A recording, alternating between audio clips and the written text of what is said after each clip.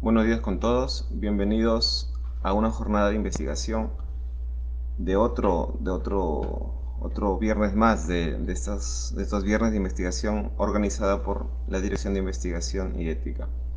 Vamos a iniciar saludando a la mesa de honor presidida por el doctor Guillermo Arturo García Pérez, vicerrector de investigación de la Universidad Nacional de Trujillo, el ingeniero Gustavo Seminario Paredes, es subgerente de MIPES, Gerencia de Producción, Gobierno Regional La Libertad, con la magíster Cintia Paola Rodríguez Cruzado, quien es representante del CITE Chavimochic, el ingeniero Leibniz Romario Sánchez Banda, representante del CITE Chavimochic, y el doctor Juan Carlos Rodríguez Soto, director de Investigación y Ética de la Universidad Nacional de Trujillo. Sean todos bienvenidos y en esta ocasión es el turno de la ingeniera Gabriela Barraza Jauregui con el tema Desarrollo de nuevos productos a base de cereales nativos. Así que, bueno, antes de iniciar vamos a cederle la palabra al vicerrector, doctor Guillermo Arturo García Pérez, que dé las palabras de inauguración.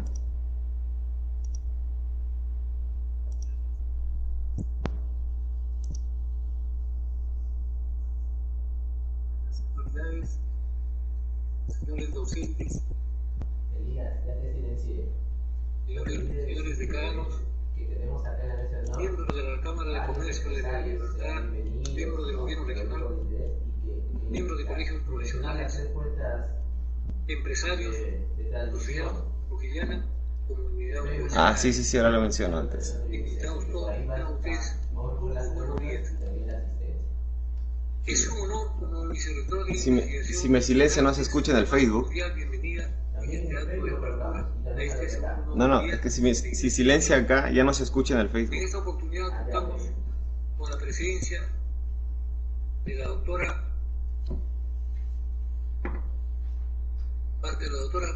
Gabriela del Carmen Barraza Jauregui, docente principal investigadora RENACIT de la Facultad de Ciencias Agropecuarias de la Universidad Nacional de Trujillo, quien esta vez será la expositora del tema Desarrollo de nuevos productos a base de cereales nativos. Recordemos a Claudia Bernard, que decía: el arte es yo, la ciencia nosotros. Es decir, esta estrategia nos unirá cada vez con mayor ahínco, convencidos de que para propiciar una mayor movilidad y visibilidad al conocimiento que generamos en el seno de nuestra Universidad Nacional de Trujillo, es indispensable el reconocimiento entre nosotros de nuestro quehacer investigativo. Ello, sin duda, facilitará la identificación de líneas y grupos de investigación en la comunidad universitaria, fomentando el vínculo entre la docencia y la investigación, pues estos eventos favorecerán tanto a docentes como a estudiantes a crear una actitud crítica frente a los problemas de nuestra región y las diversas formas de abordarlos para contribuir a ser solucionados. Asimismo, estas reuniones nos servirán para analizar y discutir situaciones de diferentes ópticas y disciplinas y para reflexionar y recrear la investigación de manera integral e interdisciplinaria. Todos sabemos que debemos comprometernos con nuestra universidad en la investigación, y para eso es preciso integrar la tarea de formación del recurso humano. El quehacer investigativo, produciendo conocimiento científicamente válido y socialmente pertinente. Recordemos las palabras de Mario Bunge, quien decía: en la ciencia no hay caminos reales, la investigación se abre camino en la selva de los hechos, y que solo los científicos sobresalientes elaboran su propio estilo de vida. A eso apuntamos y estamos muy seguros que poco a poco lo lograremos. Y para concluir, me permito expresar de manera personal mi alegría por contar con su presencia en este acto académico y de esta manera poder seguir tejiendo en cada una de sus participaciones este lienzo que lo denominamos investigación. Y de esta manera damos por aperturado este segundo viernes de investigación. Muchas gracias. Buenos días. Gracias, doctor García, por sus palabras de inauguración. Vamos a dar la bienvenida también a todos los representantes de distintas empresas, instituciones que también nos acompañan el día de hoy. También queremos recalcar que este evento, que este seminario está siendo transmitido por Facebook mediante el Facebook oficial de la Dirección de Investigación, el Facebook del Vicerrectorado de Investigación. También está siendo compartido por el Facebook oficial de la Universidad Nacional de Trujillo y de la Dirección de Procesos Académicos, también de la Universidad Nacional de Trujillo. Ahí se van a realizar las preguntas, cualquier duda que tengan, consulta durante el desarrollo de la exposición de la doctora Gabriela. Pueden colocarla en el chat y luego se la vamos a alcanzar. Entonces, sin más preámbulo, damos inicio. Doctora Gabriela, si ya está lista, por favor, puede presentar su ponencia. Muchas gracias. Sí, voy a compartir.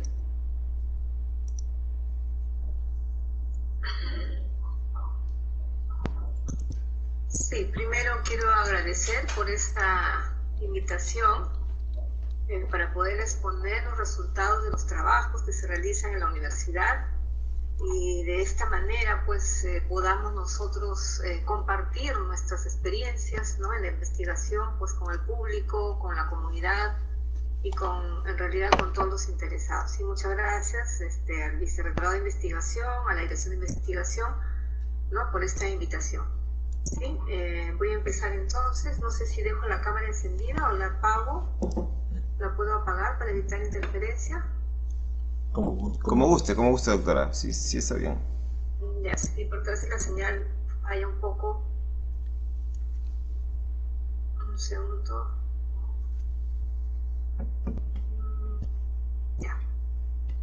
Listo, para que haya más espacio. Perfecto.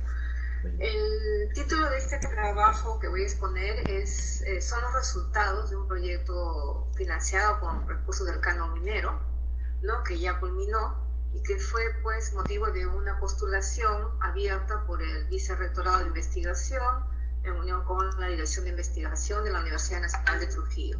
El título del trabajo de investigación fue Desarrollo de nuevos productos a base de cereales nativos. Bueno, todos sabemos pues que la agroindustria tiene ahora la gran, si se quiere, deber o importancia de alimentar a más de 7.9 millones de habitantes que somos en el mundo en la actualidad, ¿sí? Y dentro de esos sistemas alimentarios o productos que se tienen que diseñar o distribuir o producir empleando justamente la agroindustria están los cereales y pseudocereales. Dentro de esto, los pseudocereales son alimentos funcionales, han sido clasificados de esta manera y llamados también por la FAO, ¿no?, como los granos del siglo XXI, debido a su excelente valor nutricional, ya que contienen pues proteínas de alto valor biológico con todos los aminoácidos completos, ¿no?, los aminoácidos esenciales. Entonces, el objetivo de este proyecto de investigación fue elaborar nuevos productos a base de cereales nativos, que sean llamativos, que sean nutritivos y que cumplan una función justamente, aparte de nutrir, pues tengan algún valor adicional que era justamente el componente funcional. El objetivo específico dentro de los objetivos específicos fueron seleccionar los cereales andinos con mayor potencial para su industrialización en la región de Libertad, caracterizarlos y elaborar algunos productos, entre los cuales se han elaborado barras energéticas, extruidos y también pues harinas malteadas, y se ha hecho algún estudio de vida útil, ¿no?, para también determinar la calidad físico-química, nutricional y sensorial de estos productos elaborados.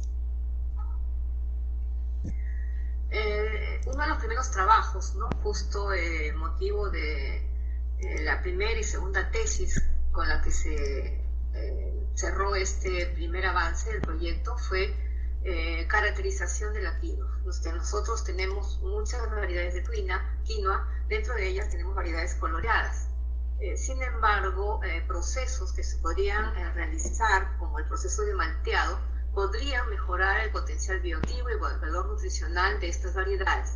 En este caso se hizo un estudio con análisis de componentes principales para evaluar justamente o seleccionar o diferenciar las variedades a estudiar. Dentro de las estudiadas tenemos la quinoa blanca, la Inia Salcedo, pasancaya roja, negra coyana, que fueron proporcionadas por la empresa procesadora andina del Perú, ProAmpesac, que en aquella oportunidad está en funcionamiento, no sé si hasta ahora será, pero una empresa que exportaba quinoa procesada proveniente de diferentes zonas del país y está ubicada en la región de Libertad. En este caso, el objetivo principal de esta fueron dos tesis que se trabajaron, una para caracterizar las variedades y otra para evaluar las características nutritivas y funcionales de la quinoa malteada. Se evaluó el efecto del proceso de malteado en el potencial bioactivo, ¿no? Y valor nutricional de las tres variedades de quinoa ya mencionadas. Entre ellos, pues, se evaluó el contenido de compuestos fenólicos totales, flavonoides, vitamina C, antocianinas y capacidad antioxidante, así como en la composición proximal. ¿Sí se escucha? ¿Sí? Elías, ¿hay algún inconveniente? ¿Me avisas? Sí se escucha, sí se escucha. ¿Sí? Sí. Muchas gracias. Entonces, para obtención de la harina de quinoa malteada de estas variedades, de las tres variedades, ¿no? Se presenta el diagrama de flujo, se recepcionó la quinoa, se realizó una selección, una clasificación. Cabe mencionar que se trabajó con quinoa ya procesada, quinoa escarificada, es decir, sin saponina, ¿no? Cero saponina certificada por el proveedor. Se hizo un lavado y desinfección con hipoclorito de sodio, concentración de 2.5%, en una proporción 1:1 y por un tiempo de 5 minutos. Para el proceso de malteado se elevó la humedad del grano de quinoa hasta un contenido aproximado de 45 al 50% y se mantuvo a 25 grados por 4 horas a condiciones controladas. Posteriormente se realizó un escurrido del agua de remojo y se procedió al germinado, almacenándola a 25 grados por 48 horas en bandejas con una capacidad de 100 gramos por bandeja hasta que el brote tenga una longitud entre 7 a 10 centímetros. Este diagrama de flujo fue adaptado de Bravo en el 2013. Una vez que había llegado el brote a esta longitud, se procedió al corte de la radícula y el proceso de desinfección y secado. Secado hasta una humedad de 5 al 8% en una estufa de aire forzado a 55 grados por 24 horas. Posteriormente se realizó la molienda, tamizado, envasado y almacenamiento para ser luego posteriormente analizada y evaluada. Dentro de las propiedades evaluadas tenemos los contenidos de compuestos fenólicos, flavonoides y capacidad antioxidante. En esta tabla presento yo el porcentaje, en este cuadro, el porcentaje de variación que hubo con respecto a las quinoas, a las harinas de quinoas malteadas con respecto a las harinas de quinoas sin maltear, ¿no? Tenemos la pasancaya roja con el color anaranjado, Inia Salcedo, el color amarillo, y la negra coyana, el color plomo. Podemos observar que en todas las variedades hubo un incremento con respecto a las harinas sin maltear, de las quinoas sin maltear, tanto en compuestos fenólicos, flavonoides y capacidad antioxidante, ¿no? Esta variación también se ha reportado en otros trabajos de investigación, pero en otras variedades, con niveles de hasta entre 14 a 65 miligramos de ácido gálico con respecto a los polifenoles totales en base seca. Lógicamente, estas diferentes variaciones en cuanto a las variedades o a los valores reportados por la literatura pudieran estar influenciados por el color de la variedad. Ya sabemos que los pigmentos presentes en estos alimentos, en estos pseudocereales, pues tenemos antocianinas, tenemos betalainas, también son componentes antioxidantes y otros componentes adicionales diferentes a los pigmentos que pueden pues incrementarse durante el proceso de malteado. También podría estar influenciado por el estrés durante el desarrollo del cultivo y los métodos de extracción, pero en todos los casos hubo un incremento de estos componentes funcionales, por lo tanto pues podrían ser utilizadas como ingrediente en diferentes alimentos que podrían ser elaborados a partir de esta harina de quinoa malteada. Con respecto al valor nutricional, solamente un incremento en el contenido de proteína, y esto en la harina de quinoa, en la negra collada, ¿no? En la harina de quinoa malteada hubo un incremento. En el resto, si bien es cierto, se presentó menores valores, debido justamente a que durante la germinación se consumen los nutrientes del grano, originando pues una disminución, ¿no? Tenemos valores negativos, pero en el caso de la proteína, en la variedad negra collana sí hubo un ligero incremento. Pudiera deberse, ¿no?, al nivel de enzimas que se originan, porque las enzimas también tienen una fracción proteica, al incremento del nivel del contenido de enzimas producto de la germinación, ¿no? Se incrementaron los azúcares reductores. Estas enzimas lógicamente hidrolizan durante el proceso de malteado al almidón, originando los azúcares simples, incremento de vitamina C y lógicamente también incremento de energía.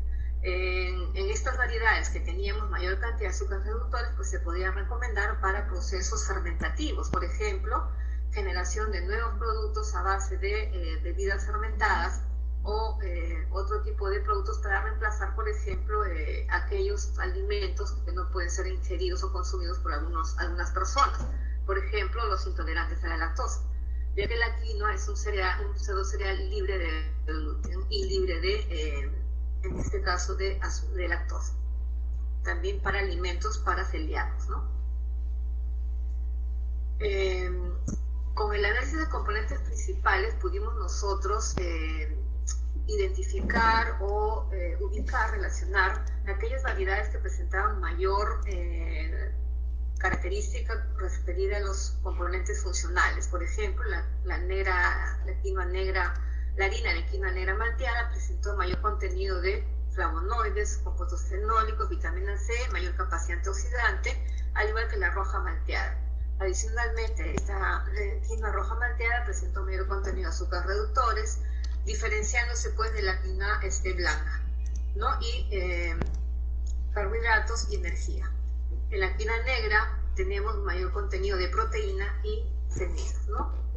La blanca, mayor contenido de grasa. Entonces, ya estandarizando estas diferencias entre las variedades, acá nuevamente se presenta la diferenciación. La quinoa blanca, mayor cantidad de azúcares reductores, carbohidratos, y la negra malteada, la quinoa negra malteada, pues siempre es mayor contenido de componentes funcionales. Entonces, con respecto a estos dos primeros trabajos de tesis que se realizaron, con el apoyo, al final voy a mencionar los nombres de los tesistas, pudimos nosotros concluir de que este análisis de componentes principales permitió discriminar harina de 3 variedades de quinoa en función a su potencial bioactivo y a su valor nutricional. De igual modo, indicar de que la harina de quinoa malteada de la variedad negra collana presentó mayor nivel de proteínas, y de la harina de quinoa malteada, la roja, la quinoa roja, mayor contenido de azúcares reductores, ácido ascórbico y compuestos bioactivos, ¿no? Por lo tanto, pues la harina de estas 3 variedades de quinoa malteada podría utilizarse en la formulación de nuevos productos nutritivos y que sean, pues, lógicamente van a tener mayor digestibilidad, por lo que podrían, pues, incluirse en investigaciones posteriores para desarrollar alimentos libres de gluten, ¿no? Con la consecuencia, pues, de tener mayor, justamente, potencial bioactivo de estos cultivares de granos de quinoa de color. Al evaluar o al elaborar este producto tipo harina, ¿no? Harina de quinoa malteada, nos vino la interrogante, ¿no? Si bien es cierto, nosotros elaboramos productos, pero también uno de los inconvenientes grandes que se encuentra en la industria es establecer un procedimiento para, lógicamente, alimentos deshidratados, de cómo evaluar su vida útil, ¿no? Que es lo que nos preguntamos constantemente: cómo evalúan la fecha de caducidad o cómo colocan la fecha de caducidad en los envases, los alimentos envasados, ¿no? Las empresas que envasan alimentos. Entonces se propuso esta investigación, que fue desarrollada también, apoyada con otro tesista, sobre el estudio del isoterma de absorción y determinación de la vida útil de la harina de quinoa malteada, de las 3 variedades. Es decir, se hizo una estimación de la vida útil en función al estudio de la isoterma de absorción. ¿no? Entonces ya hemos conocido con la investigación anterior que la quinoa malteada presenta proteínas de alta calidad y puede ser usada como ingrediente en productos horneados, por ejemplo, y que el malteado mejora sus propiedades tanto funcionales como nutricionales. Por lo tanto, el estudio de la capacidad de absorción de humedad de estos productos de una humedad baja podría ser importante para evaluar el nivel de humedad al cual podrían almacenarse o envasarse y tener un tiempo de vida útil prolongado. Entonces, la humedad no siempre nos da no siempre es un buen indicador del tiempo de vida. Si bien es cierto, está indicado en la norma técnica, pero solo como humedad, de repente faltaría incluir un parámetro adicional, que es la actividad de agua, ¿no? Relacionando la humedad del alimento con su actividad de agua, nosotros podríamos predecir o estimar la vida útil de productos deshidratados, tales como las harinas que se elaboraron en ese momento. Simplemente una pequeña, de repente un pequeño marco conceptual sobre lo que es la isoterma y lo que es la humedad de equilibrio, porque acá se trabaja mucho con humedad de equilibrio y actividad de agua para predecir o estimar la vida útil de estos productos. En el mismo ejemplo que le doy a mis estudiantes, ¿no? Cuando nosotros abrimos una bolsa de snacks, al momento de abrirla, el contenido el snack tiene una humedad inicial. Pero si nosotros dejamos ese snack expuesto al ambiente, en el ambiente tenemos una temperatura y una humedad relativa específica que va a variar dependiendo de la zona donde nos encontremos, que es muy diferente en la costa, en la sierra, en la selva y entre las diferentes regiones. Entonces, si nosotros mantenemos esa bolsa de snack abierta, va a llegar un momento en que el snack va a ir empezando a perder su textura, es lo primero que se observa, deja de ser crujiente, se vuelve chicloso, como consecuencia de la captación o absorción de la humedad del ambiente. Hasta que llega un momento en que si lo dejamos un tiempo prolongado, un tiempo muy largo, expuesto al ambiente, va a llegar una humedad final que ya no va a cambiar. Entonces, esa nueva humedad a la que llegó el alimento, expuesto a un ambiente en condiciones de temperatura y humedad relativa específicos durante un lapso de tiempo muy prolongado, se le conoce como el nombre de humedad de equilibrio. Es decir, la humedad del alimento, no la humedad, sino, vamos a ver otro concepto adicional después, va a equilibrarse con las condiciones ambientales. Dentro de estos conceptos básicos que nosotros tenemos que manejar es la actividad de agua. El concepto termodinámico, hablando un poco de ingeniería, es la relación entre la presión de vapor que ejerce el agua contenida en un alimento con respecto a la presión de vapor del agua pura. Siempre comparamos con la presión de vapor del agua pura. ¿Y qué se refiere a presión de vapor? Cuando el agua pura está en un recipiente, el agua siempre tiende a pasar a la fase de vapor, nunca se encuentra solo en una fase, siempre tiende a pasar a la fase de vapor. Y si esa agua que está en ese recipiente, lo tenemos en un recipiente cerrado y medimos la presión que genera el vapor que se obtiene porque el agua líquida pasó a la fase de vapor, a una temperatura determinada vamos a tener la presión de vapor de esa agua líquida. Lo mismo ocurre con los alimentos. Los alimentos son matrices sólidas que captan o contienen cierta cantidad de agua en estado líquido. Pero esa agua libre, esa agua que está en estado líquido no está estática. Siempre tiende a pasar a la fase de vapor. Entonces, esa presión generada por ese vapor del agua del alimento que pasa a la fase de vapor, relacionándola con la presión de vapor del agua pura, se conoce como actividad de agua. Y su valor va de 0 a 1. Mientras más alto sea este valor, pues el alimento tendrá mayor cantidad de humedad. Se relaciona siempre una relación directa, humedad con actividad de agua. Nosotros deshidratamos un alimento para conservarlo, su actividad de agua disminuye. Y esta relación entre la actividad de agua y la humedad de equilibrio de los alimentos lo interrelacionamos a través de un gráfico que se conoce como isoterma de absorción, que nos va a permitir relacionar o determinar o estimar la vida útil de estos productos deshidratados. Este isotermo o el estudio del isotermo es muy importante también en procesos de secado, sea secado al ambiente o sea en secadores que utilizan aire como método de secado, en situaciones de almacenamiento de alimentos deshidratados, ¿no? Es en condiciones de envasado para evaluar la permeabilidad de los envases y estimar cuánto tiempo va a durar un alimento envasado. Entonces, El conocimiento de las isotermas es crucial cuando se trata o se trabaja con alimentos deshidratados, en este caso con los granos almacenados. La isoterma me permite predecir en general, por ejemplo, la estabilidad química y física de un alimento como función al contenido de agua. Ya señalé que, hace un momento, que hay una relación directa entre el contenido de humedad y la actividad de agua. Por lo tanto, nosotros podemos observar que si nosotros reducimos la actividad de agua, al deshidratar un alimento se disminuye su actividad de agua, por lo tanto también vamos a minimizar el crecimiento microbiano, minimizar el pardeamiento enzimático, minimizar la reacción de Maillard, que es una reacción de pardeamiento no enzimático, y también el deterioro de lípidos. Pero ¿hasta cuánto deshidratar un alimento? ¿Hasta cuánto eliminarle el agua? Entonces hay valores de humedades a las que debemos llegar para estabilizar el alimento y que éste se mantenga un periodo prolongado de tiempo, pues ya sea en el estante o aumento o incremento en su vida útil. También para determinar, es importante conocer la isoterma para determinar el contenido de humedad al cual se tendrá el crecimiento de microorganismos. Es conocido ya, numerosos autores proponen de que actividad de agua por debajo de 0,6 no crece ningún microorganismo, por lo tanto tendremos un alimento microbiológicamente seguro. Pero pueden ocurrir otros cambios, ¿no? Pueden ser metabólicos, fisiológicos o de oxidación de lípidos, por ejemplo. Pero estaremos con la seguridad de que no va a haber crecimiento microbiano, actividad de agua menor de 0,6. También para determinar las necesidades de humedades barrera requeridas en los empaques, que justamente fue el motivo de este trabajo de investigación, es decir, qué permeabilidad deberá tener este envase para que el alimento dure más tiempo. ¿En función a qué? A la humedad y a la actividad de agua del producto que está contenido dentro de él.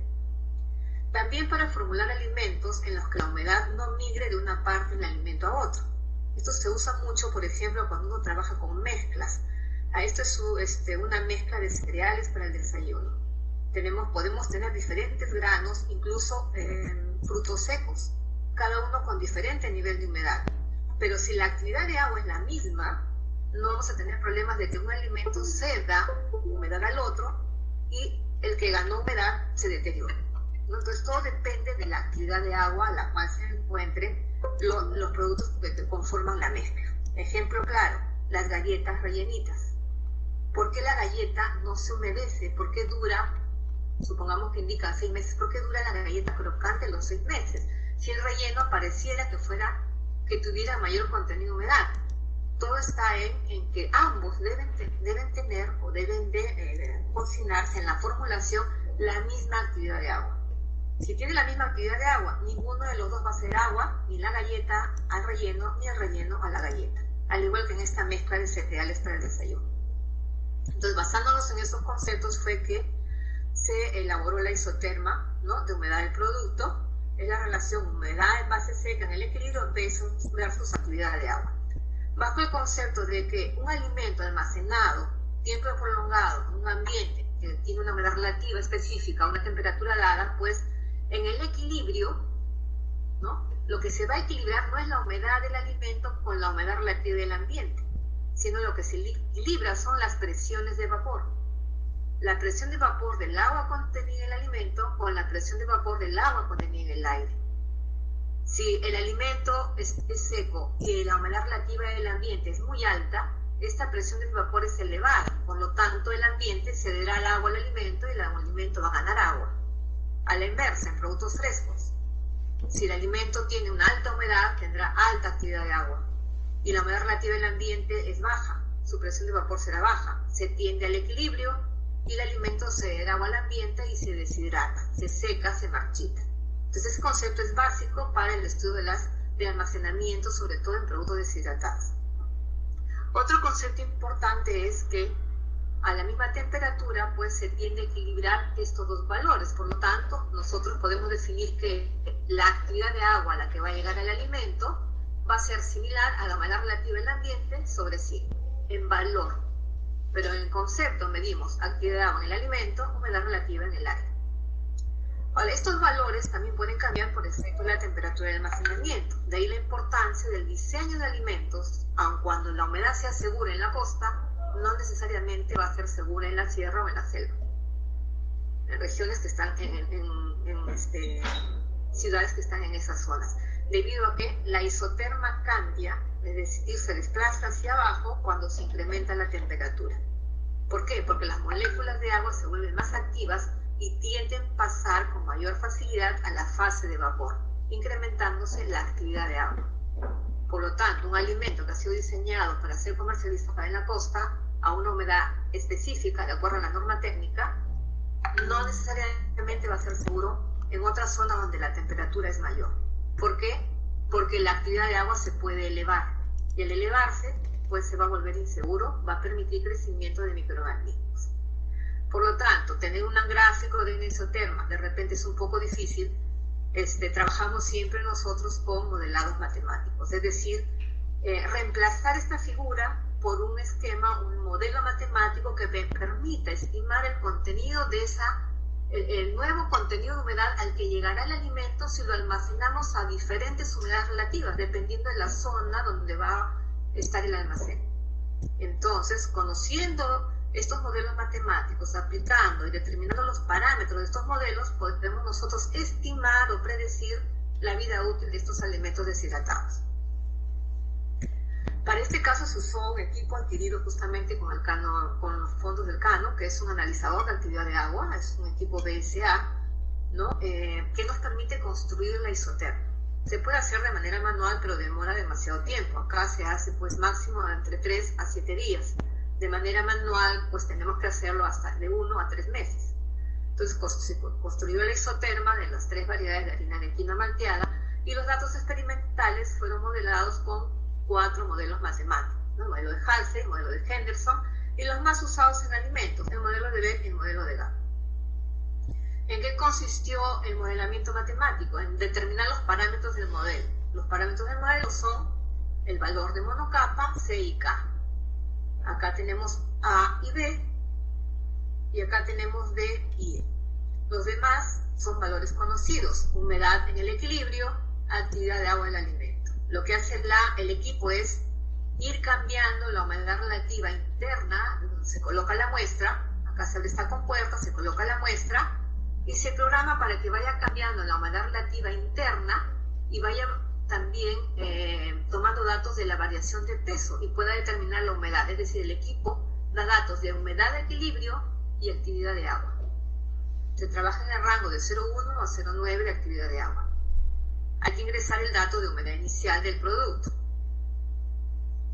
Y en función a este modelo de Heisler, ¿no? Que considera permeabilidad del empaque, área del empaque, materia seca, presión de vapor del agua, la temperatura de almacenamiento que se toma de las tablas de vapor, ¿no? Eso está en una tabla de vapor de agua. La isoterma, de la isoterma generada se toma la pendiente entre la humedad crítica y la de equilibrio. La crítica es la humedad a la cual no queremos llegar durante el periodo de almacenamiento, porque si no el alimento se puede deteriorar. Y la de equilibrio es a la que va a llegar el alimento de acuerdo a las condiciones de humedad relativa del ambiente. La humedad inicial del alimento en base seca, ¿no? La humedad de equilibrio que se saca de los datos experimentales y la de seguridad. Esos son los datos obtenidos con los diferentes modelos matemáticos. Entonces, ¿cuál de estos vamos a usar? Nos fijamos en el porcentaje de error medio relativo y el R al cuadrado. Aquel que se acerque más a 1 y que tenga menor error de cálculo es el modelo que se va a emplear. En este caso se seleccionó el modelo de GAP, ¿no? Por tener menor porcentaje de error y un R cuadrado muy cercano a la unidad.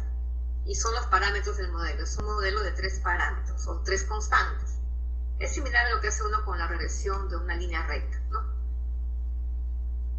Luego se calcula el valor de monocapa, que es el valor de la humedad de la primera capa que rodea el alimento y que sirve como protección, sobre todo en alimentos que tienen nivel de lípidos considerable, para prevenir la rancidez de lípidos. Si nosotros retiramos también la humedad de la monocapa, el alimento se va a ranciar más rápido a que si tuviera mayor contenido de agua, debido a que esa primera capa sirve como cubierta protectora para evitar que ingrese de manera rápida el oxígeno a los dobles enlaces de los ácidos grasos de los lípidos para ranciarlos. Entonces es importante conocer este valor para saber hasta qué nivel llegar a deshidratar un producto sin eliminar la monocapa.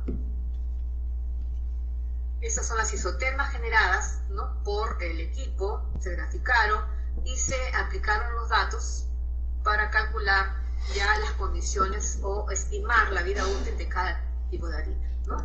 Nosotros podemos observar acá que dependiendo de la condición de humedad inicial, en este caso, miren, es la humedad en base húmeda, 15%, la humedad crítica, más del 15% no puede almacenarse esta harina. La humedad de equilibrio se tomó como dato de la isoterma a 87% humedad relativa, que simula la humedad relativa de Trujillo. La humedad inicial, 10% en base húmeda, y estos son los valores pasados a base seca. Es un cambio de unidades, ¿no? En lugar de expresarlo en base húmeda, se trabaja en base seca. Es decir, por cada kilogramo de materia seca.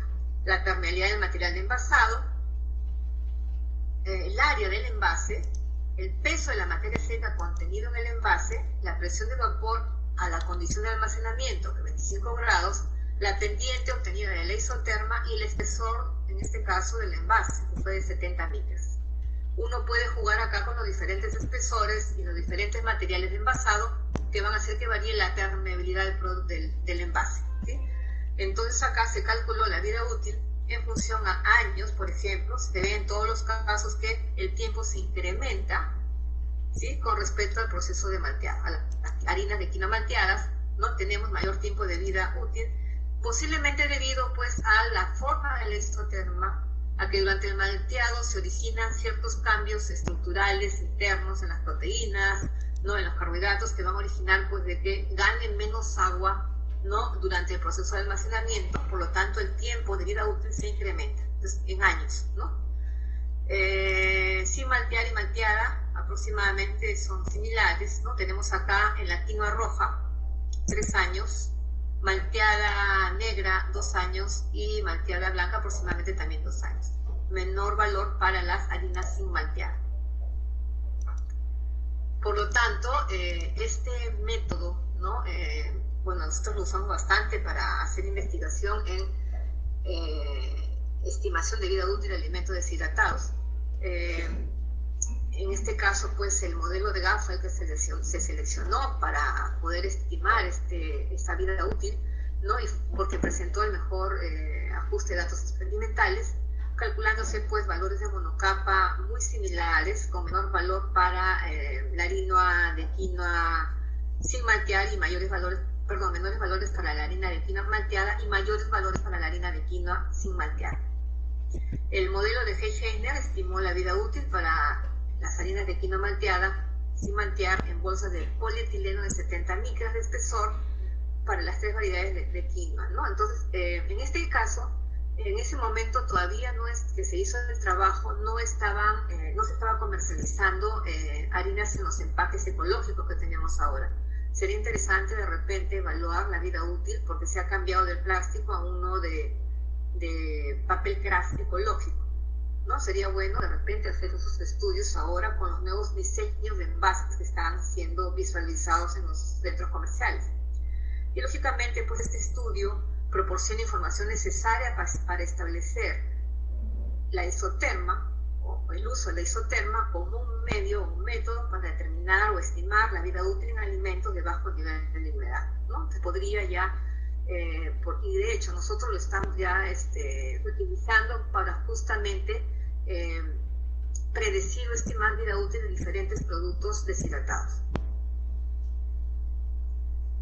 Otro trabajo que se realizó en este proyecto de Cano fue usar estos cereales, ¿no?, estos pseudocereales y cereales en elaboración de productos que sean atractivos. Entonces nos preguntamos, pues, ¿qué le gusta más a los niños? Bueno, los niños siempre reclaman los snacks. Dentro de los snacks están en este caso, los tipo chisitos, ¿no?, que son los extruidos o expandidos.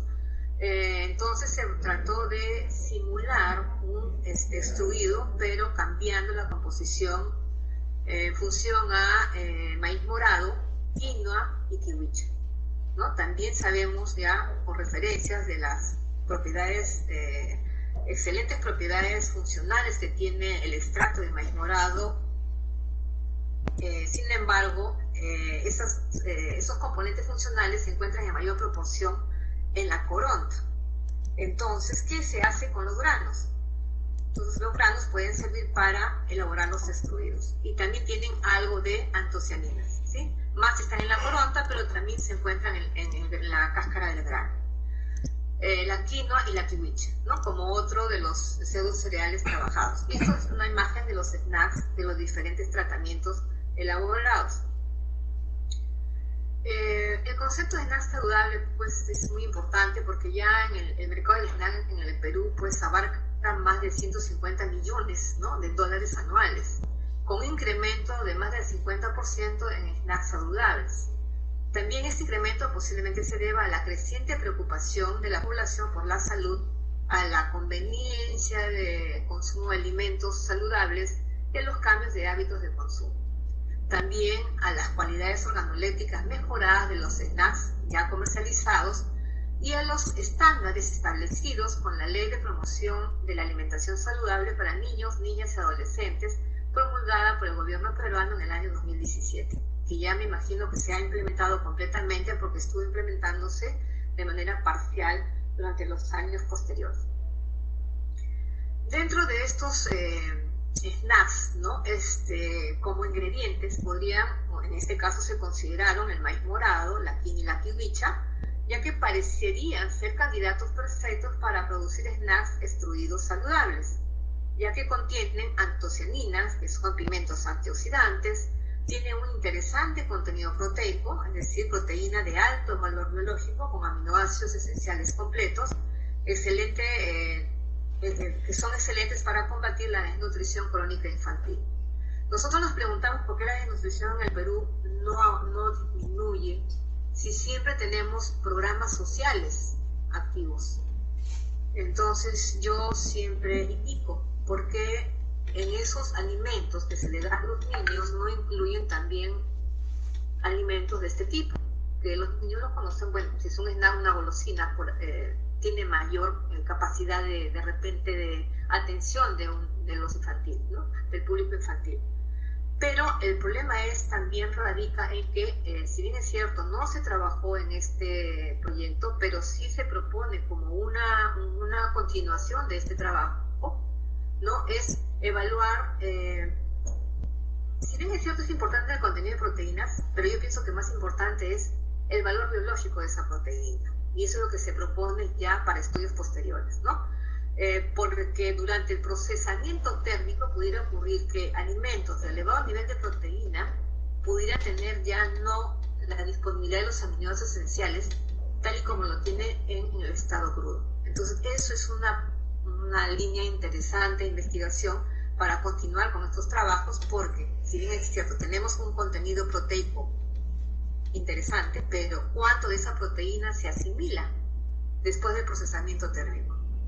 ¿No? Entonces es importante, y eso no se hace en los trabajos, en los productos que se envían en estos programas sociales. No hacen la evaluación de la calidad de la proteína, solamente del contenido. Y el contenido se hace por el método oficial, que es el método de nitrógeno. Calculamos nitrógeno, multiplicamos por un factor y obtenemos el valor total de la proteína. Pero ¿cuánto de esa proteína puede ser asimilada por el consumidor? Esos estudios no se han realizado. O si se han realizado, lo único que hacen es cómputo químico, que no es lo mismo que hacer el análisis en el laboratorio, ¿no? Calculando la digestibilidad y luego la puntuación de los aminoácidos, es decir, cuánto de los aminoácidos están disponibles para ser asimilados. Entonces eso queda, ¿no? Como una de repente alternativa de posteriores estudios para mejorar o incrementar la información sobre estos temas, pero por ahora sabemos que sí se hizo una caracterización, un contenido de proteínas de estos extruidos, y sí, pues tienen mayor contenido que los comerciales, ¿sí? Entonces el objetivo de este trabajo fue evaluar el efecto de la proporción de maíz morado, quinoa y kiwicha sobre las características físicas y aceptabilidad general de snacks extruidos, presentándose como una propuesta de desarrollo de snacks nutricionalmente equilibrados y sensorialmente aceptables. Si bien es cierto, nosotros en la universidad muchas veces nos dedicamos a investigar, pero nunca o en alguna ocasión no nos preguntamos el producto que estamos elaborando le gustará al consumidor, será aceptable por el consumidor, porque al final es el que decide la compra de un alimento, no, es el público, dependiendo de su sabor, de su color, de su presentación o de sus características sensoriales. Por eso que en este caso no solamente se realizó la parte de evaluación de características físicas, sino también la aceptabilidad de los extruidos, ya que el equipo solamente nos da una lectura. Pero ¿cuál es mejor? Bueno, el mejor es aquel que le gusta más a la gente, porque eso es lo que tenemos que vender, ¿sí? Entonces se trabajó con maíz morado, quinoa y kiwicha, adquiridos en el Consorcio de Asociaciones de Productores de la provincia de Sánchez Carrión, APROSAP, en Huamachuco, ¿no? Se adquirió en esa zona. La tesista entró en contacto con la empresa y adquirió estos productos de esa asociación. Se utilizó un extrusor de tornillo simple, el analizador de textura, un colorímetro con Icaminolta y un micrófono o sensor digital que proporcionaba el sonido, un sonómetro en decibeles, ¿no? Sí agradecemos que proporcionaron el extrusor. Nosotros nos contamos con el extrusor al laboratorio de la Facultad de Ciencias Agrarias de la Universidad Privada de Tecnológica. La quinoa, la kiwicha y el maíz morado fueron recepcionados, ¿no? Con una humedad pues no mayor al 10%. El maíz morado fue desgranado, ¿no? Lavado, desinfectado, y luego se procedió a ser deshidratado, ¿no? Se deshidrató con la finalidad de llegar a una humedad igual, semejante a los otros ingredientes que se iban a trabajar. Posteriormente se trituró hasta un tamaño más o menos de 2 milímetros y se mezcló en proporciones que se presentan en el esquema experimental. Cada mezcla fue extruida, ¿no? A 80 kilogramos por hora, 500 RPM del extrusor y 150 grados Celsius.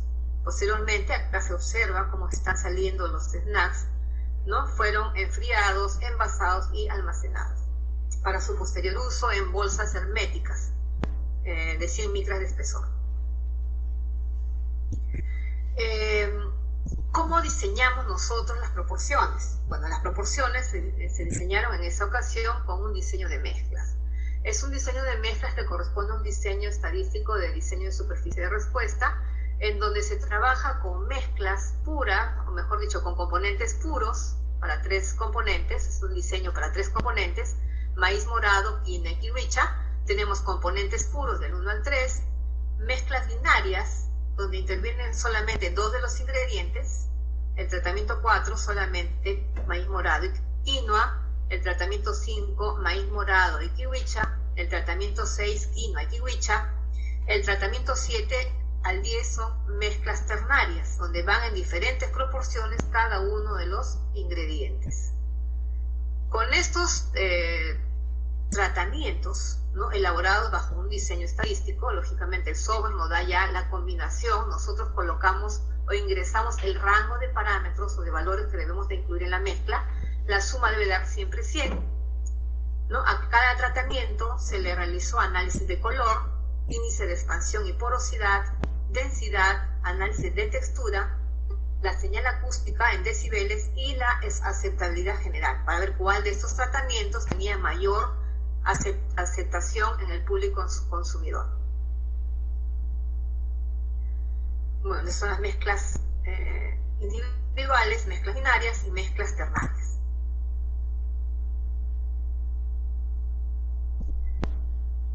Como resultados obtuvimos con respecto a la evaluación del color. Se trabajó con este colorímetro, con Icaminolta, también adquirido con el proyecto de Cano. Es un colorímetro que nos permite medir color de alimentos secos, y uno abre acá, jala esta parte y adentro aparece una sección para poder incluir también productos líquidos, translúcidos, pero coloreados. Entonces usamos en este caso la parte superior del equipo, donde el extruido se colocó en un recipiente, y lo que se hace es emitir una señal de luz que va a reflejarse sobre la muestra y nos va a dar una señal. En este caso, los parámetros de color con el que se trabajaron las muestras fueron los parámetros en coordenadas cilíndricas. L, que representa la luminosidad, que va del negro al blanco, 0 negro, 100 blanco, luminosidad o brillo también. El ángulo hue, que sí me indica el tono del color. El tono va los grados van de 0 a 315 y los tonos correspondientes a cada color pues estarían indicados en estos grados, ¿no? Por ejemplo, el tono rojo en ángulos entre 0 y 45. Para amarillos alrededor de 90 grados, ¿no? Dependiendo del valor del ángulo hue, podemos nosotros identificar el tono del alimento, del color del alimento que se está midiendo. Y el croma me indica la pureza de ese color. Si tenemos un hue de 45 y acá 90, quiere decir que 90% de rojo es para ese alimento. Y él es 0 negro, 100 blanco. A medida que se acerca a 0 es más oscuro o menos luminoso. A medida que se aleja de 0, se acerca al 100 es más claro o más blanco. En este caso, todos los tratamientos mostraron diferencias significativas, es decir, todos fueron diferentes, encontrándose los valores de L, la luminosidad, entre 51 y 76 para el tratamiento T8 y T6, es decir, el más claro, el más oscuro, el tratamiento 8, y el más claro, el tratamiento T6, en función al L. El croma, o el hue varió entre 19 y 80 para el tratamiento T5 y T8, y el rango de los colores fue entre el rojo y el amarillo, entre el rojo oscuro y el amarillo, los más claros. ¿Sí?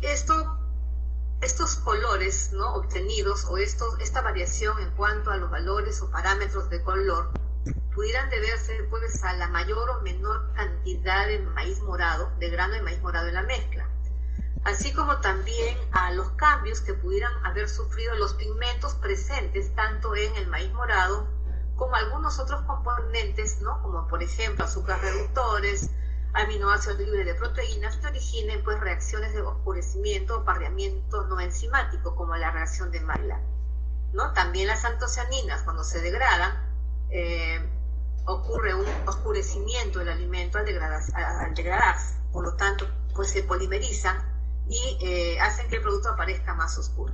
Entonces, uno de los motivos puede ser el pigmento presente en el maíz, y otro pues alguno de los componentes que se hayan podido generar o compuestos que se hayan podido generar durante el proceso de extrusión. También se evaluó el índice de expansión y la densidad, ¿no?, que son parámetros muy importantes en extruidos. El índice de expansión, en la figura de la izquierda, varió entre los componentes puros. Recuerden, tenemos del 1 al 3, solamente uno de ellos, maíz morado, quinoa y kiwicha. El mayor se obtuvo para la quinoa, más expandido. Si se procesa sola, va a expandir más que el maíz morado y la kiwicha. Y entre 1,99 y 2,3 para las mezclas binarias y ternarias. Es decir, el índice de expansión se incrementó con el porcentaje o con la inclusión de mayor porcentaje de quinoa en la mezcla. El efecto contrario se obtuvo cuando se incrementó el contenido de kiwicha en la mezcla.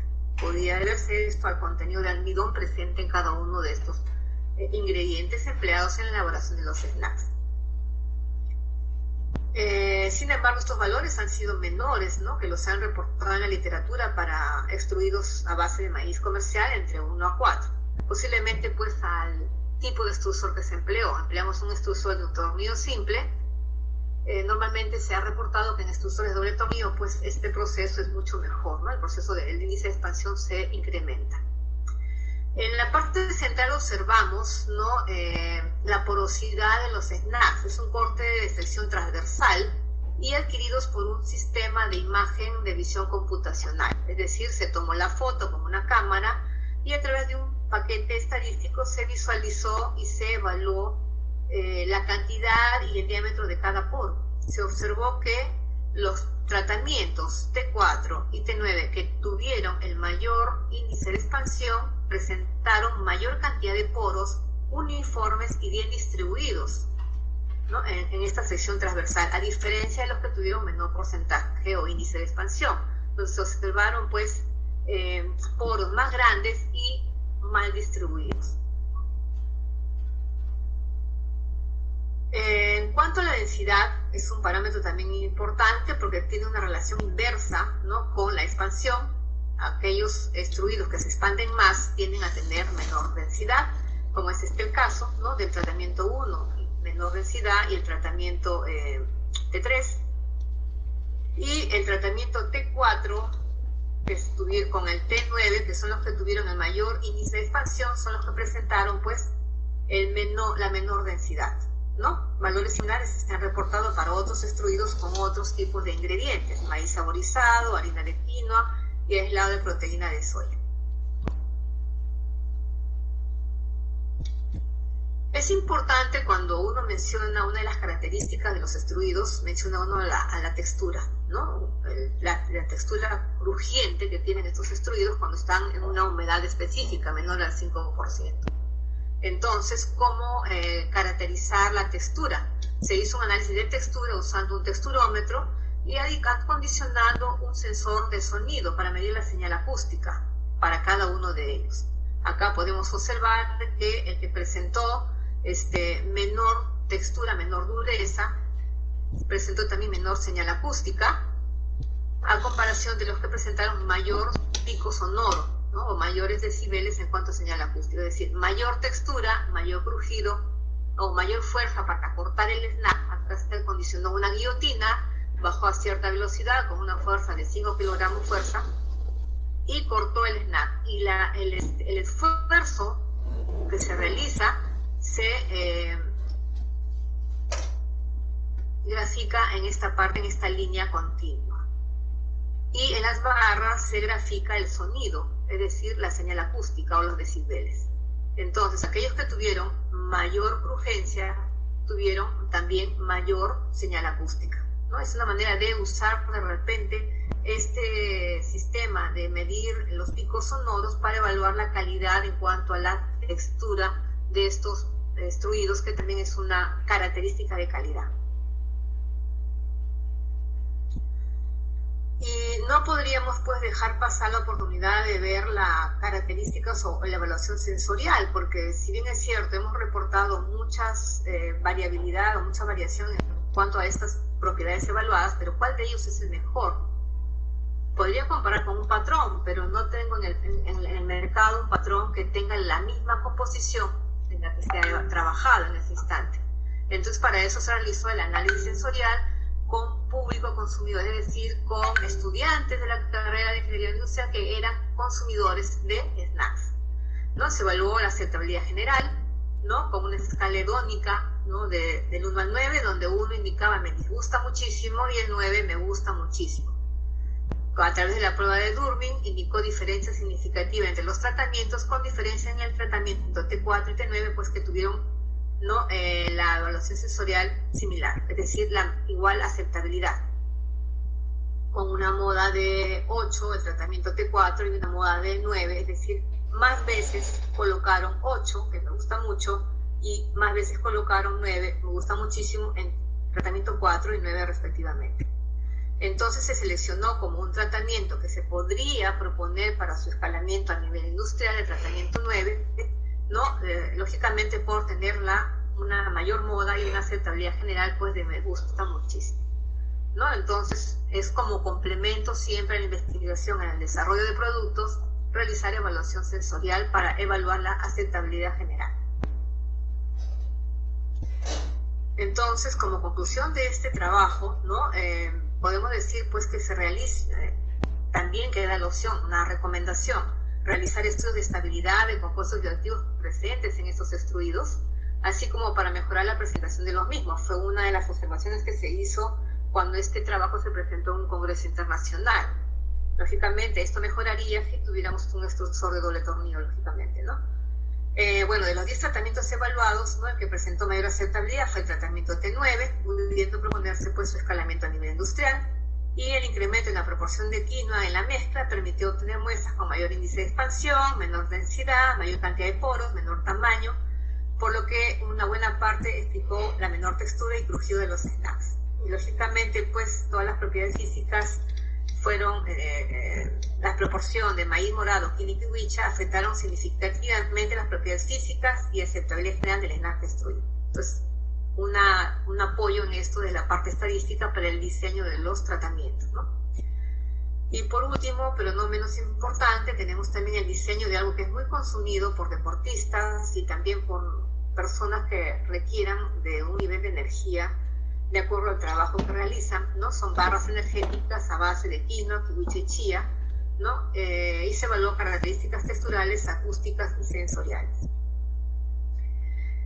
Bueno, las barras energéticas pueden ser una fuente alternativa para obtener energía y constituyen un perfil nutricional equilibrado. Normalmente se les considera como productos procesados, obtenidos a partir de mezcla y aglutinación de cereales, frutas secas, entre otros. Dentro de los ingredientes para elaborar las barras energéticas tenemos a la quinoa, a la kiwicha y a la chía.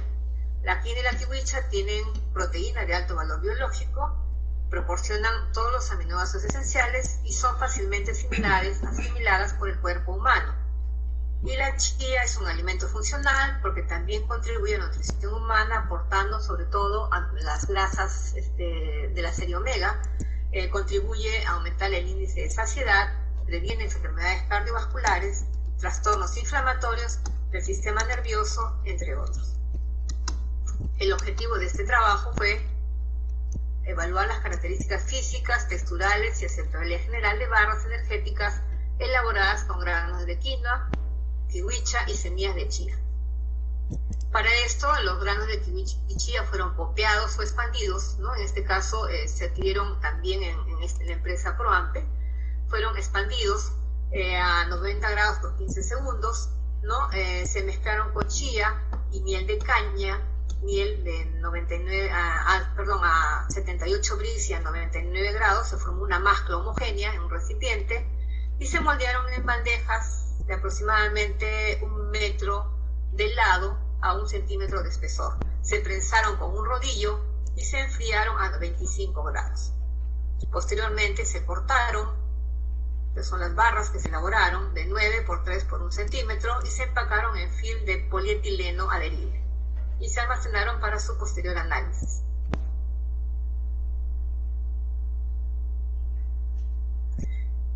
También se empleó un diseño de mezclas, en este caso con restricciones, para elaborar, por estudios preliminares que se hicieron, no se podía compactar solo chía, solo kiwicha, no, o solo quinoa. Entonces se trabajó quinoa en la proporción de mínimo 70% de quinoa, 80% máximo, y el resto estaba constituido por la mezcla de quinoa y chía, de 10 a 20, para generar siempre una suma de 100%. Es decir, esto no fue un diseño donde había mezclas puras, sino siempre fue mezclas ternarias, es decir, siempre mezclas de a 3, ¿sí?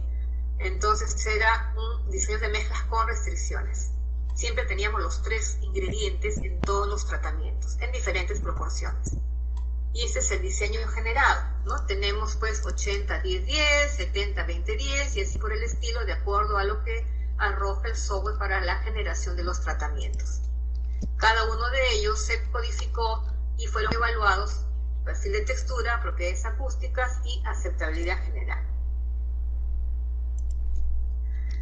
En cuanto al perfil de textura, ¿no? Este análisis es muy importante porque simula el proceso de mordida cuando uno coloca un alimento en los dientes.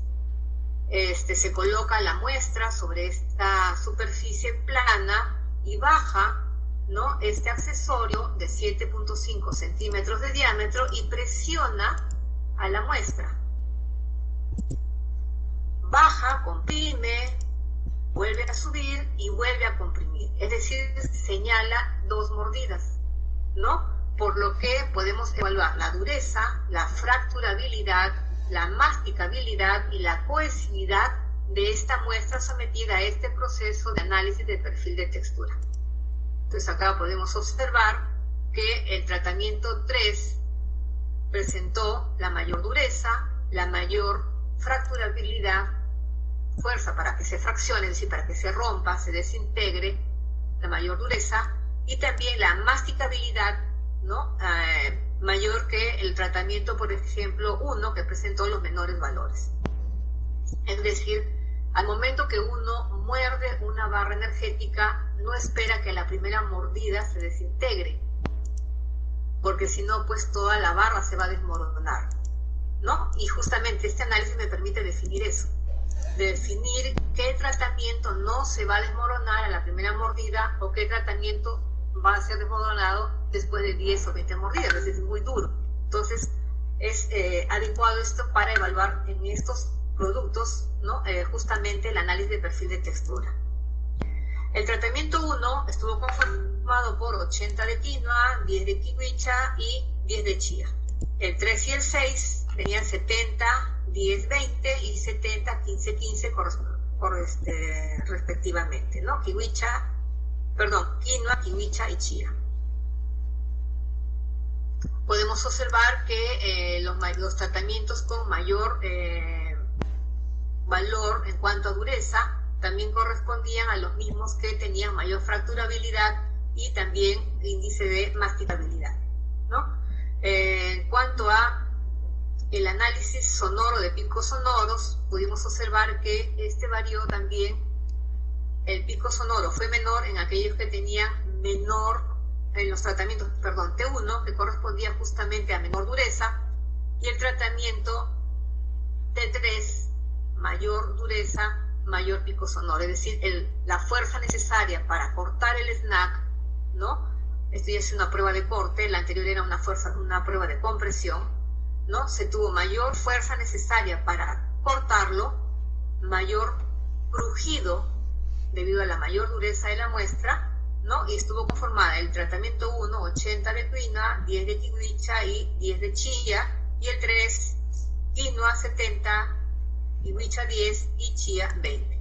Es decir, hubo sí diferencia también significativa en cuanto a la dureza de las muestras y a los picos sonoros generados al momento del corte. Pero ahora nuevamente nos preguntamos, ¿cuál de estos tratamientos será más aceptado por el público consumidor? Entonces se realizó una evaluación sensorial en donde pues se hizo varias pruebas. La textura sensorial, aparte de hacer la textura instrumental, se hizo textura sensorial y aceptabilidad general. Es decir, qué textura era más aceptada por el consumidor, las barras energéticas, y de manera general, color, forma, sabor, textura, etcétera, general, aceptabilidad general, también cuál era la barra que tenía mayor aceptación. De todos estos tratamientos, fue el tratamiento 10 que tenía 72% de quinoa, 12% de kiwicha y 17% de chía, el que presentó mayor aceptabilidad. En este caso, una moda de 7 y acá una moda de 8. Por lo tanto, pues podría recomendarse ese tratamiento para su escalamiento a nivel industrial, ¿no? Entonces, como conclusión ya de este último trabajo, las barras energéticas presentaron diferencias significativas en las características texturales, valor de los picos sonoros generados al momento del corte, así como la textura sensorial y aceptabilidad general. Lógicamente, la mayor proporción de quinoa en la mezcla disminuyó los valores de dureza, fracturabilidad, masticabilidad, así como el valor de los picos sonoros. La emisión acústica generada durante el corte puede considerarse como una prueba adicional de control de calidad en la percepción de la textura de las barras energéticas. Y esta barra energética, el tratamiento 9, pues fue la que presentó mayor aceptabilidad y por lo tanto podría recomendarse su escalamiento a nivel industrial, ¿no? Tengo que mencionar, ¿no? Mi agradecimiento a la Universidad Nacional de Trujillo, al Vicerrectorado de Investigación a través de la Dirección de Investigación por el trámite de financiamiento del proyecto, ¿no? Que fue financiado con recursos del canon minero, y un agradecimiento especial a los tesistas que trabajaron en el desarrollo de estas investigaciones, ¿no? Ahora ya ingenieros, Julio Aguilar, Elvia Gómez, María Espinosa y Fiorella Valderrama, ¿no? Que son los que trabajaron con los diferentes, y me faltó uno que fue el alumno, se me pasó uno, disculpen, que trabajó con la isoterma, ¿no? Entonces, todos los trabajos que se han expuesto han sido también sustentados en congresos científicos internacionales, incluso uno de ellos está en una revista Q1 de Scopus, y los demás en Proceedings, ¿no? Proceedings de congresos científicos. Muchas gracias, agradezco la atención. Si hubiera alguna pregunta, pues con mucho gusto, si está a mi alcance, la voy a responder. Muchas gracias. Gracias, doctora Gabriela, por su participación. Muy interesante la ponencia. ¿Tiene un comentario en el chat? Sí. A ver.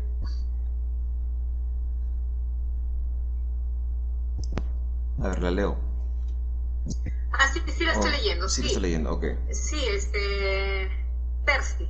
¿Cómo estás, Percy? Sí, te conozco. Cierto. ¿Cómo estás? Sí, o sea, en realidad justamente para esto son estos eventos, ¿no? Porque no queremos que las tesis o los trabajos de investigación que se generan en la universidad se queden en el estante o se queden pues en el repositorio, que muchas veces no conocen que existe el repositorio. Entonces, que sirvan como una referencia. Y ya en alguna otra ocasión expuse en otro evento de mujeres científicas en donde esto podría pues implementarse para los programas de apoyo social, sobre todo para niños, ¿no?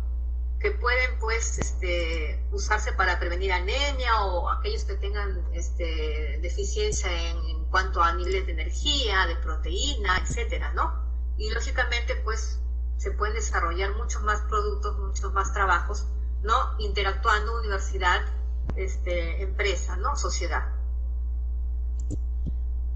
¿Hay otra pregunta en el chat, doctora? Sí, en los autógonos, sí. Por eso se les llama barras energéticas, ¿no? Lógicamente va dirigida a un nivel de población que requiere alto nivel de energía. Yo mencioné que muchos de los deportistas consumen productos energéticos. Dentro de ellos podrían considerarse estas barras, ¿no? Si bien es cierto, elevan el nivel de azúcar en los autógonos, pero lógicamente el octógono aparece en la etiqueta y uno define o decide cuál alimento consumir. Entonces va destinado a cierto grupo en este caso podría ser pues deportistas, ¿no? Que necesitan proteína y energía. Gracias, doctora Gabriela. Tal vez otra pregunta de los participantes que están en la sala. Veo varios que son del CITE. Si hubiera alguna duda más o comentario.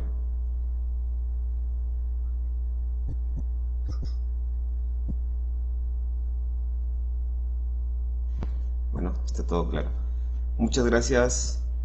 Bueno, tiene una pregunta más, doctora. No sé si puede responderla. Sí, aceite esencial. Sí, puede ser, sí, pero el alto nivel de azúcar ya puede ser un inhibidor del crecimiento microbiano. En todo caso, revisar qué tipo de aceite esencial se podría agregar. Por ejemplo, algo que sea compatible, ¿no? Con la barra, por ejemplo, aceite esencial de canela, aceite esencial de clavo de olor. Eso va a depender de qué microorganismo querramos inhibir. Pero por lo pronto, por la baja actividad de agua y la baja humedad, bacterias no creo, a no ser de que no se haya hecho un buen procesamiento de los granos, pero con la alta temperatura, la cual se mezcla con la miel, pues también tendríamos ahí otro control que realizar, ¿no? Algunos puntos críticos de repente que evaluar, pero sí, podría ser que se pueda agregar, ¿no? Aceites esenciales. Sí, compatibles lógicamente con el producto, ¿no?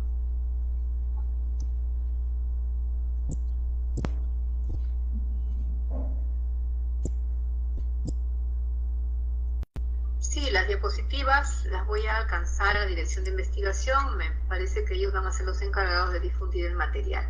No tengo ningún problema. Al contrario, ¿no? Es necesidad que se difunda para que se pueda aplicar las investigaciones que realizamos, ¿no? Y sean pues utilizadas, ¿no?